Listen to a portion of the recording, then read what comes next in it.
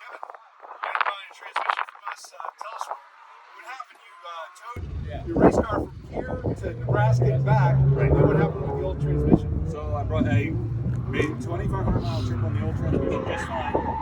Backed the truck up to park the trailer, and as soon as I went to put it in drive, it didn't go anywhere. And research said that that's classical failure case of the forward drum.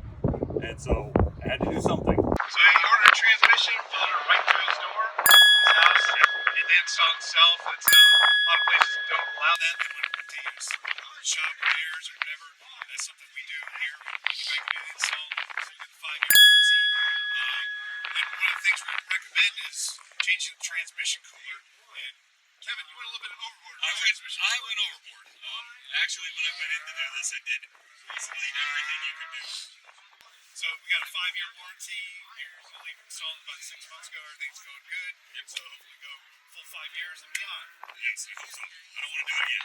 It's not a fun. It is not a fun task. Those 400s are pretty heavy. They're very large. Well, thanks, Kevin. Thanks for being up with us. And be sure to smash that like button and subscribe. And we'll see you next time.